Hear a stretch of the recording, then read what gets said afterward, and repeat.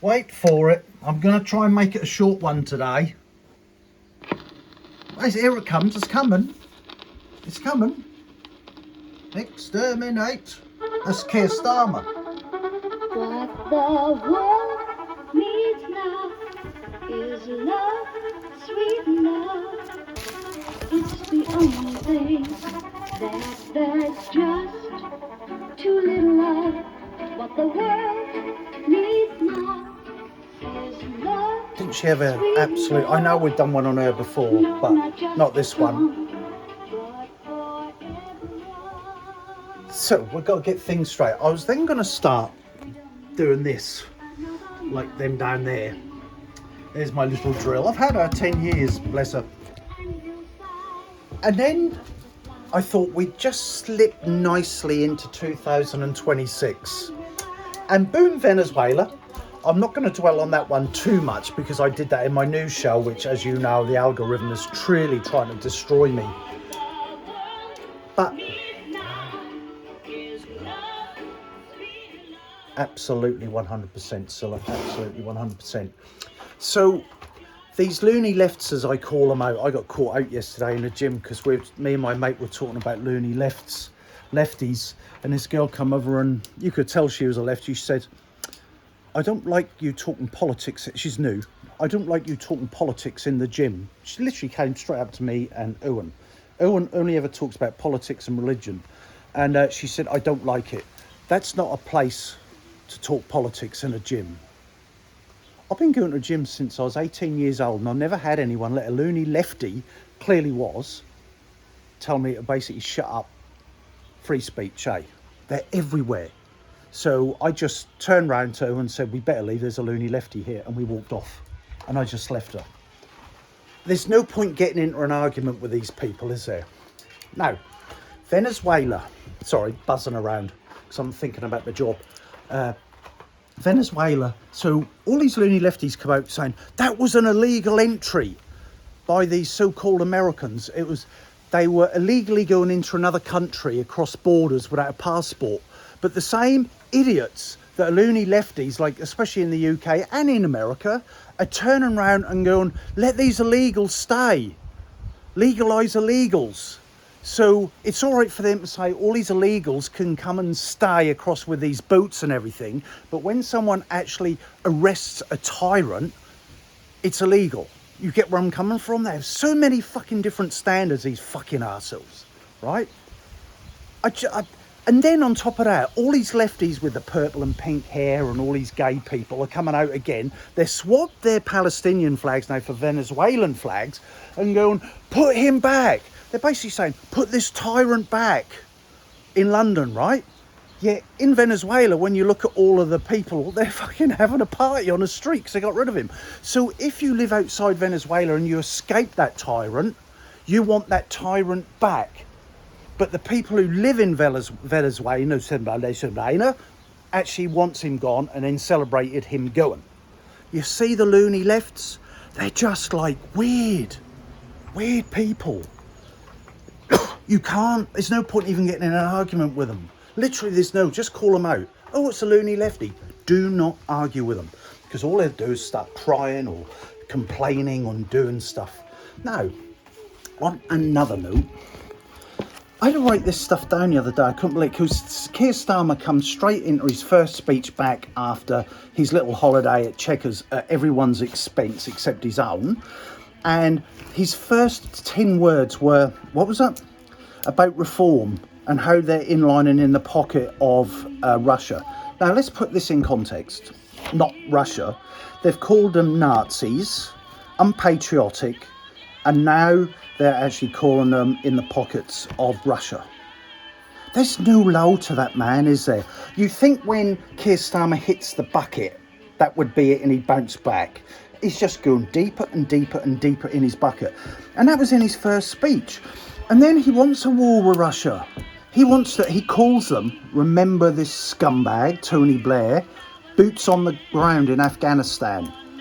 Bombs for bread. He got the bombs, but not the bread anyway. You know he's just his puppet master. And he's now said the same thing. We need boots on the ground. So him and this French fucking idiot who Look at all the protests in France. Massive protests in France. You might not see a lot of it, but there's massive protests in France against Macron, whoever he is, whatever his face is. So you've got two evil people who are not working for their own fellow countrymen, wants their countrymen to go to war. So who's going to go to war? The white Englishman, most probably. Why don't you just get all these refugees and get them to go, all these illegals, get them to go. They'll soon fuck off back where they come from. But what Keir Starmer wants is all of these unpatriotic people, as he call them, like at the rally, and he wants them to go to war in Ukraine. This is a Donald Trump, as far as I'm concerned. Donald Trump, Zelensky, and Putin. This is their problem. And I think between Trump and Putin, because Trump does communicate at least with Putin, I think they could get it sorted. But they even say Trump's a bloody the Putin. I just don't get it. It's all this mudslinging from the mainstream media. They don't want this peace. So there's Keir Starmer, who's not a big man. The UK is irrelevant. They're a laughing stock. And he's going, yeah, we're going to go over there, boots on the ground with the French. Aren't the French the British's natural enemy? I don't think so anymore. I just think it's the politicians. You get me? You get where I'm coming from? The hypocrisy of it all. You're not patriotic because you're flying the English flag. Can you come and die for us and fly the English flag? I put up a post yesterday, Tony Blair's wife, and there's a picture of her when she was crying in an interview because her kids were now leaving the nest and going to university. And in the same post I said, so she's crying over her kids going to university while her husband sent kids to Afghanistan and fucking died. But she weren't crying for them, she was crying, but my children are going to university. You see it all. The minute you wake up and you say enough is a fucking enough, then things will change. Don't say you can't do change. You can't change things, because then you are part of the problem. All right? No different here in New Zealand, and change is coming. You've got to fight digital ID like we're fighting it here. Honestly. I'm going back to Scylla. Now, finishing off on, because I said I'm going to be short today. They said America going in, or a few of these people going in and arresting this tyrant, and he was. I've done it in my new show. I'm not repeating the statistics on that one. But people are crying out saying it's against international law. What the fucking international law? Country, I don't get, and who makes these laws up? What international law? So it's all right. It's not all right when Putin invades somewhere, but it's all right when George Bush Jr. and then George Bush Sr. went to the Middle East and invaded them. That was all right under international law, but none of it's all right, none of it. But when Putin invades Ukraine, that's not all right. That's against international law. But when America does it, it's okay.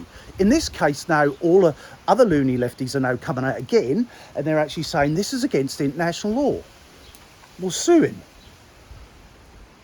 Sue him. So it goes against international law. So I dare say Russia's not in the international law. China won't be in the international law. India won't be because of their poverty and all the stuff goes on there.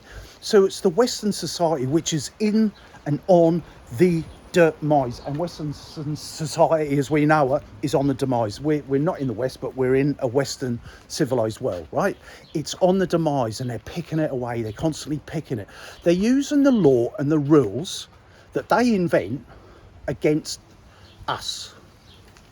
But when it suits them, it's different. International, think about it when you say this goes against international law. Well, sue Donald Trump. He don't give a fuck, and I don't blame him. Don't give a fuck, because people like Keir Starmer, they don't give a fuck. So is it against international law that now Britain and France should get involved in the Ukraine war? Think about it. Anyway, that's it. I'm doing some work. Box that in, got to paint it. I'm going to box that one in box that one in, box that one in. Not sure if I'm going to do that one. I need to leave some bling, don't I? I need to leave some bling in my little bar area. Doing a little photo shoot tomorrow, so I've got my cameras out somewhere.